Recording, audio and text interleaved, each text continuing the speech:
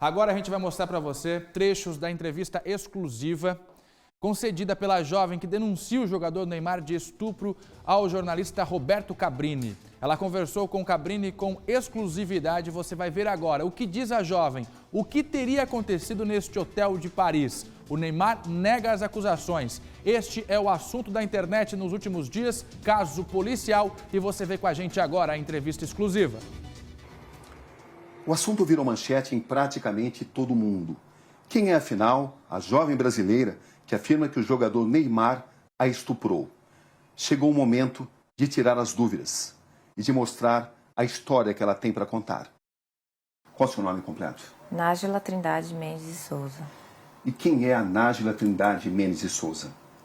Uma pessoa comum, que trabalha, estuda, sou modelo, estudante de design de interiores, que gosta de esporte, que treina, dança, sou filha, mãe, pessoa comum.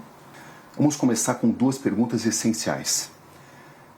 Você foi, de fato, vítima de estupro por parte do jogador Neymar ou foi uma relação sexual consentida? Fui vítima de estupro. Você foi vítima de estupro ou foi apenas uma agressão? Agressão juntamente com estupro. Você reafirma que foi vítima de estupro? Fui. Mas por que então seu primeiro advogado diz que você relatou a ele ter sido vítima de uma agressão, não de um estupro? Primeiro que ele não estava acreditando totalmente em mim. E eu senti preconceito da parte dele. Porque ele disse pra mim que...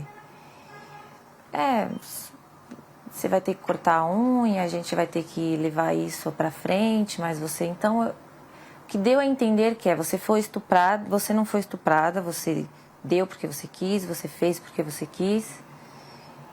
Então, eu vou isentar essa parte, eu não vou colocar essa parte. Vou falar agressão porque eu tenho as provas, você me mostrou as provas da agressão, que foram as fotografias. E eu acho que ele só acreditou em mim porque ele viu a foto que o próprio Neymar mandou para mim. Minha foto machucada. Como é que você conheceu o Neymar, Nájila? Através de uma rede social. Qual foi a rede social? Instagram. Como é que foram as conversas? Como é que você as escreve? Normal, eu mandei uma imagem para ele, não era foto nude meu, era um texto. E ele respondeu e a gente começou a trocar mensagens. E depois de um tempo ele pediu o meu WhatsApp e eu passei. O próprio Neymar divulgou alguns trechos onde aparecem conversas de cunho sexual. Uhum. Quando é que essas conversas começaram? Naquele momento. Do WhatsApp. E você tinha ciência de que uma relação sexual poderia acontecer? Sim, o meu intuito era esse. Era o seu intuito? O meu intuito era ter uma relação sexual com ele. Desde quando você passou a pensar dessa forma? Não, a gente conversou, eu conversei com ele como uma pessoa comum. Era um intuito sexual, era um desejo meu. Acho que ficou até claro para ele isso. E ele perguntou quando eu poderia ir e eu disse, no momento eu não posso, questões financeiras, eu não podia ir. E também questão da minha agenda, do meu trabalho, enfim. E daí ele me sugeriu, tá, mas eu posso resolver isso. E aí eu fui com a passagem. Você levou dinheiro seu também? Levei. Você viajou para Paris com que expectativa, Nájila? De ficar com ele, de encontrar com ele. Isso de realizar um desejo meu. Isso incluía uma possível relação sexual? Obviamente. Você pensava nisso? Sim. Estava preparada para isso? Estava. Era algo já consentido, consensual entre vocês? Era. Quando você chega a Paris, o que acontece? Eu vou pro hotel, ele me manda mensagem falando que ia para uma festa e que ia passar lá antes para me dar um beijo, para me cumprimentar antes de ir nessa festa. E a partir disso, o que acontece? Eu tinha um desejo de ficar com o Neymar. E quando eu chego lá, tava tudo bem, tava tudo legal as mensagens. Uhul, eu ia conseguir, entendeu? Só que quando eu cheguei lá, ele estava agressivo, totalmente diferente daquele cara que eu conheci nas mensagens. Até aí, tudo bem. Como eu tinha muita vontade de ficar com ele, falei, ok, vou tentar manejar aqui. E a gente começou a trocar carícias, começou a ficar, a se beijar. E daí ele me despiu. Eu não Até achei... então foi tudo consensual? Foi. Até aí, tudo bem. Sim. Só que depois ele começou a me bater. E eu falei assim, nos primeiros, ok, tava tudo certo. Só que depois começou a me machucar muito. E eu falei, para. Você falou isso de forma clara? Falei, para, está doendo. E ele falou, desculpa, linda. Ok, continuamos. Deitados na cama, rolando e tal. Eu falei, você trouxe preservativo? Porque eu não tenho. E ele disse, não. Eu falei, então não vai acontecer nada além disso. Porque não podemos. Qual foi a resposta dele? Ele não respondeu nada. E a gente continuou. E ele me virou, cometeu o ato, e eu pedi para ele parar. Enquanto ele cometia o ato, ele continuava batendo na minha bunda violentamente. E depois eu girei. Foi tudo muito rápido, questão de segundos, e me retirei. Foi isso que aconteceu.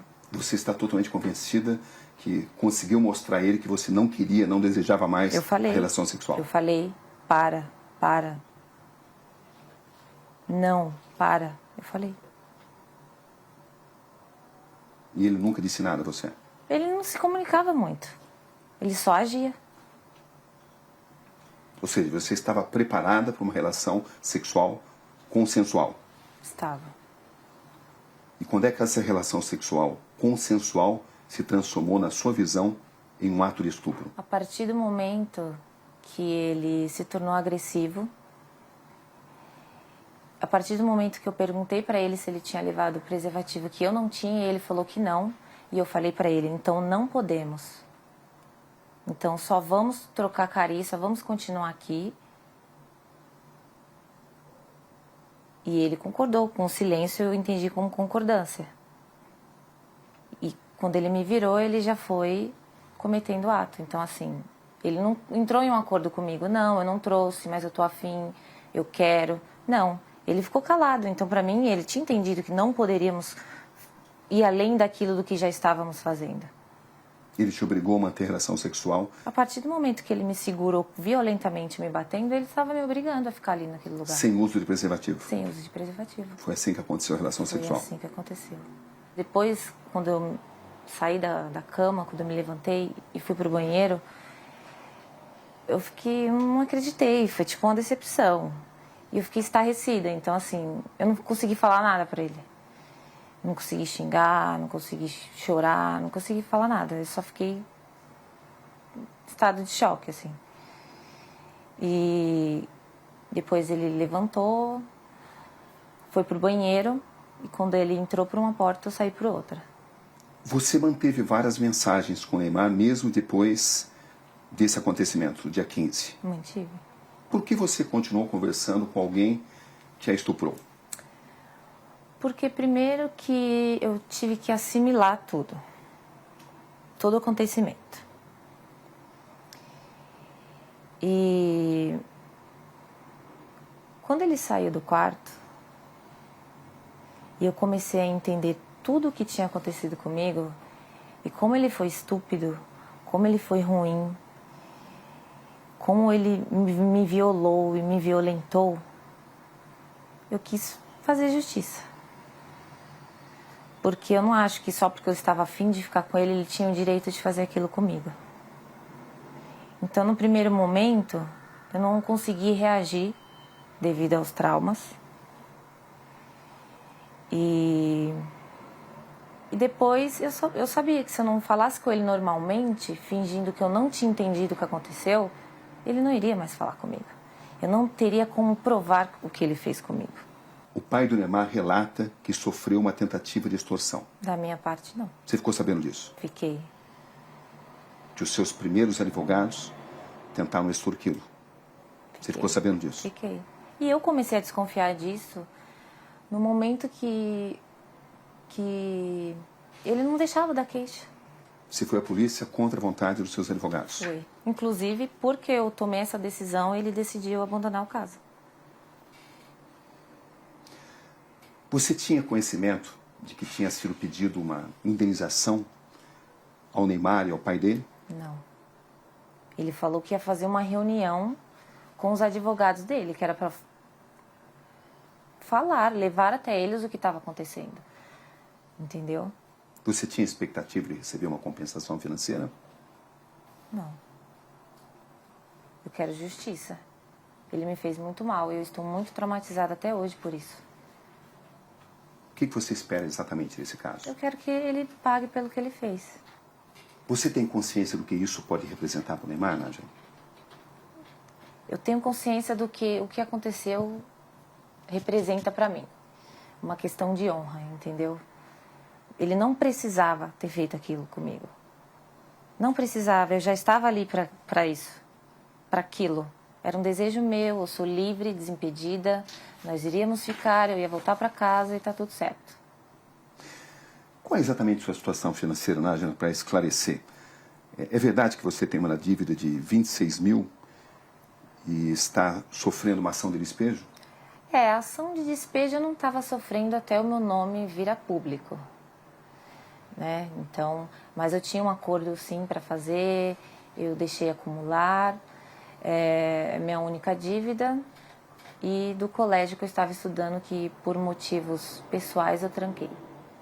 É verdade que você deve 4 mil reais ao colégio onde você estudava, à faculdade?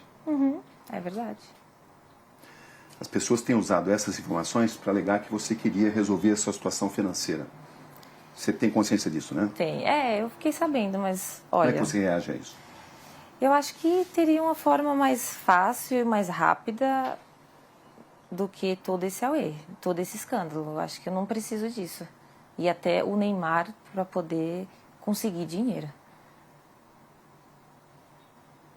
Tem muitos trabalhos, muitas coisas para fazer. Eu não ia me expor dessa forma.